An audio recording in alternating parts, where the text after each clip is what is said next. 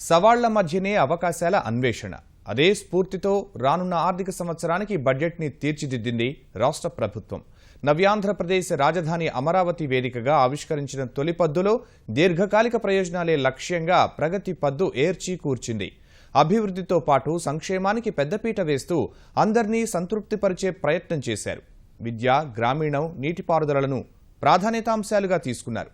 మొత్తం 1,56,000 కోట్లతో రూపొందించిన అంచనాల్లో వ్యవసాయం, అనుబంధ రంగాలకు 18,000 కోట్ల రూపాయలు కేటాయింపులు చేశారు. సమస్యలు ఉన్నప్పటికీ ఆర్థిక క్రమశిక్షణ, కేంద్ర సాయం, రుణాలపై నమ్మకంతో ముందడుగు వేస్తున్నాం అన్నారు.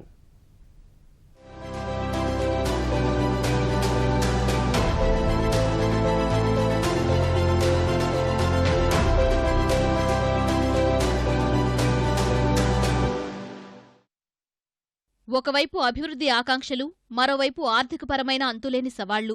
ఆ పరిమితుల మధ్యనే ప్రస్తుత సమస్యలకు దీర్ఘకాలిక పరిష్కారాలు చూపించే లక్ష్యంతో 2017-18 ఆర్థిక సంవత్సర పద్దుని శాసనసభ ముందుంచారు విత్తమంత్రి యనమల. 1,56,000 కోట్లతో రూపొందించిన అంచనాల్లో ప్రగతి, సంక్షేమ రంగాలకు సమప్రాధాన్యమిచ్చేలా ప్రయత్నం చేశారు. సంతోషాలతో కూడిన సంపద సృష్టి దిశగా ప్రజల జీవన ప్రమాణాలు మెరుగుపరిచేందుకు ఉద్దేశించిన మిషన్ 2029కి అనుగుణంగానే కేటాయింపులు చేశారు. 7 మిషన్లు, 5 గ్రిడ్లు, 5 నినాదాల విధానాలకు తగ్గట్టు బడ్జెట్ కూర్పు చేశారు. వాటన్నింటి ద్వారా 3 దశల్లో 2050 నాటికి రాష్ట్రాన్ని ప్రపంచ పెట్టుబడుల కేంద్రంగా తీర్చిదిద్దుతామని పునరుద్ఘాటించారు. విజన్ 2029ని నిజం చేసుకోవాలన్నదే మన తపన. రాష్ట్ర ప్రజలందరి జీవన నాణ్యతను పెంపొందింపచేయడమే విజన్ 2029 సారాంశము. ప్రస్తుతం ఉన్న మిలీనియం డెవలప్మెంట్ గోల్స్ దృక్పథం నుంచి సస్టైనబుల్ డెవలప్మెంట్ గోల్స్ దిశగా ప్రపంచం పురోగమిస్తున్న ఈ సమయంలో మనం కూడా సంతోషము, సౌభాగ్యము కూడుకున్న సమాజం వైపుగా సమూల పరివర్తన చెందవలసిన తరుణం ఆసన్నమైనదని నమ్ముతున్నాము. ఈసారి బడ్జెట్కు ఎన్నో ప్రత్యేకతలు. అమరావతి కేంద్రంగా వస్తున్న మొదటి బడ్జెట్ అనే కాదు, ప్రణాళిక, ప్రణాళికేతర అన్న పదాల స్థానంలో రెవెన్యూ, క్యాపిటల్ వ్యయాల పదాల కూర్పుతో వస్తున్న మొదటి పద్దు కూడా ఇదే. జాతీయ స్థాయిలో ప్రణాళిక సంఘం రద్దయిన నేపథ్యంలో అనివార్యం కావడమే కాక అంతర్జాతీయ అత్యుత్తమ ప్రమాణాల రీత్యా ఆర్థిక వ్యవస్థ దృఢంగా ఉంది అని విశ్వాసం కలిగించడానికి ఆ మార్పులు తప్పనిసరి అయ్యాయి.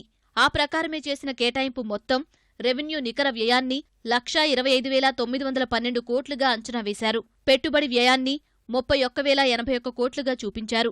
ప్రస్తుత బడ్జెట్ కంటే అంచనాలు 15.70% పెరిగినట్లు చూపించారు. రెవెన్యూ లోటు 416 కోట్లు, ఆర్థిక లోటు 23,054 కోట్లుగా అంచనా వేశారు. రెవెన్యూ లోటు అంతగా తగ్గటం ఎవరూ ఊహించని విషయం. మొదటిసారిగా బడ్జెట్ లక్ష్యాలు, పురోగతికి సంబంధించి ఒక అధ్యాయాన్ని కేటాయించారు. చేసిన కేటాయింపులు, సాధించిన ఫలితాలను బేరీజు వేసుకోవడానికి ఆ ఏర్పాటు వెసులుబాటు కల్పించనుంది. ఇదే సమయంలో దళితులు, గిరిజనులకు ప్రయోజనాల పరిరక్షణ కోసం జనాభా నిష్పత్తిలో పేరు మారినా వారికి యథావిధిగా కేటాయింపులు చేశారు. దళితులకు 9,847, గిరిజనులకు 3,528 కోట్ల రూపాయలు కేటాయించారు. రాజధానిని అమరావతికి మార్చడం, పెద్ద నోట్ల రద్దు రూపంలో ఆర్థికంగా రాష్ట్రం పెద్ద ప్రతిబంధకాలను ఎదుర్కొంటోంది. విభజన మిగిల్చిన కష్టాలకు అవి అదనం. రానున్న ఆర్థిక సంవత్సరం మధ్య నుంచి అమల్లోకి రానున్న వస్తుసేవల పన్ను, జీఎస్టీ పరిణామాలపై నెలకొన్న అనిశ్చితి ఆర్థిక వనరులపై తీవ్ర ఒత్తిడిని పెంచుతోంది. అయినా అంతర్గత వనరుల నిర్వహణ, కేంద్ర సాయం, వివిధ మార్గాల్లో రుణాలపై ఆశలతో భారీ బడ్జెట్ను ప్రవేశపెట్టారు. ప్రస్తుత బడ్జెట్తో పోల్చితే రెవెన్యూ వ్యయం సుమారు 10.28% పెరగ్గా, క్యాపిటల్ వ్యయం గత ఏడాది కన్నా 44.54% అధికం కానుంది. అయినా అవాంతరాలు అధిగమిస్తూ రెండంకెల వృద్ధిరేటు కొనసాగించడానికే కట్టుబడి ఉన్నట్లు తెలిపారు ఆర్థిక మంత్రి యనమల. ముందస్తు అంచనాల ప్రకారం రాష్ట్రం 2016-17 ఆర్థిక సంవత్సరానికి 11.61% వృద్ధి సాధిస్తుందని ధీమా వ్యక్తం చేస్తూ ఇక ఏటా 12% వృద్ధిని లక్ష్యంగా పెట్టుకున్నట్లు ప్రకటించారు. జనాభాలో 60% మంది ఆధారపడ్డ వ్యవసాయ, అనుబంధ రంగాలకే తొలి ప్రాధాన్యమని స్పష్టం చేశారు.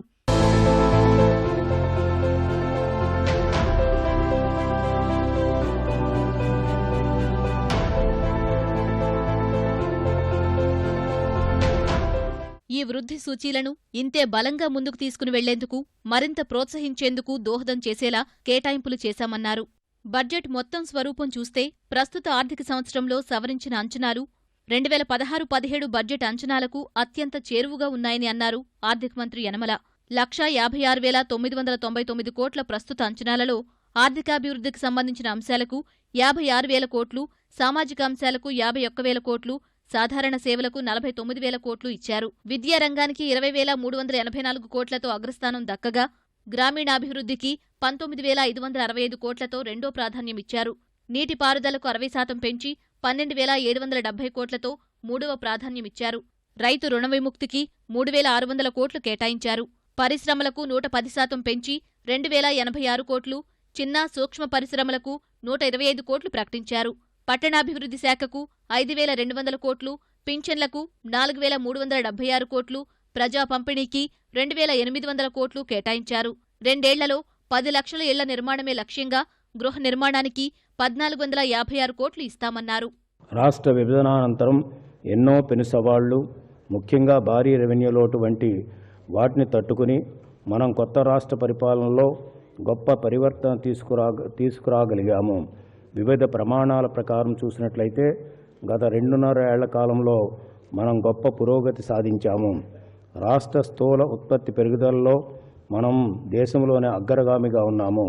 రహదారుల నిర్వహణ, రైల్వే ప్రాజెక్టులో రాష్ట్ర వాటాల కోసం 4,041 కోట్లు, రాజధాని ప్రాంత అభివృద్ధి కార్యకలాపాలకు 1,061 కోట్లు ఇచ్చారు. పర్యాటక రంగ అభివృద్ధికి 285 కోట్లు, అమరావతిలో అంబేద్కర్ స్మృతివనానికి 97.69 కోట్లు కేటాయించారు. గ్రామీణ మహిళలకు ఎల్పీజీ కనెక్షన్ల కోసం 350 కోట్లు, అన్నా క్యాంటీన్లకు 200 కోట్లు ఇచ్చారు. యువతలో నైపుణ్యాల అభివృద్ధికి 398 కోట్లు, డ్వాక్రా సంఘాలకు పెట్టుబడి మద్దతు కోసం 1,600 కోట్ల కేటాయింపులు జరిపారు. నిరుద్యోగ భృతి కోసం 500 కోట్ల రూపాయలు ఇస్తున్నట్లు తెలిపారు. ఆర్థికంగా వెనుకబడిన వర్గాలకు 60 కోట్లతో ఈబీసీ కార్పొరేషన్ ఏర్పాటుతో పాటు బడ్జెట్లో 695 కోట్లు కేటాయింపులు చేశారు. ఆదాయ వ్యయాల పరంగా రెవెన్యూ వసూళ్లు 1,25,496 కోట్లుగా చూపారు. కేంద్ర పన్నుల్లో వాటా ద్వారా 29,139 కోట్లు, కేంద్ర గ్రాంట్ల ద్వారా 37,548 కోట్లు వస్తాయని అంచనా వేశారు. రాష్ట్ర ప్రభుత్వ రెవెన్యూ వసూళ్లు 53,717 కోట్లు ఉండగలవని లెక్కగట్టారు. అమ్మకం పన్ను ద్వారా 39,321 కోట్లు, ఎక్సైజ్ పన్ను ద్వారా 5,886 కోట్లు, మోటారు వాహనాల పన్నుల ద్వారా 2,950 కోట్లు, స్టాంపులు, రిజిస్ట్రేషన్ల ద్వారా 4,000 కోట్లు వస్తాయని అంచనా వేశారు. పన్నేతర ఆదాయం ద్వారా 5,092 కోట్లు రాబట్టగలమని బడ్జెట్ లెక్కలు వేశారు. రుణాలు, ఇతర మార్గాల్లో 31,492 కోట్ల రూపాయలు వస్తాయని ఆర్థిక మంత్రి అంచనా వేశారు. గనులు, ఖనిజాల ద్వారా 2,200 కోట్లు, అటవీశాఖ ద్వారా 920 కోట్లు ఆదాయం వస్తుందని భావిస్తున్నారు. ఈ మొత్తంలో ఉద్యోగుల జీతభత్యాలకే 37,166 కోట్లు పోనుంది. పింఛన్లకు 13,910 కోట్లు, వడ్డీలకు 14,768 కోట్లు, వేతనేతర అవసరాలకు 6,331 కోట్లు, నిర్వహణకు 1,988 కోట్లు, సబ్సిడీలు, గ్రాంట్లకు 52,206 కోట్లు ఖర్చు చేయనున్నారు. మొత్తంగా చూసినప్పుడు 2017-18 ఆర్థిక సంవత్సరానికి రాష్ట్ర స్థూల ఉత్పత్తి 7,68,546 కోట్లుగా లెక్కిస్తున్నారు.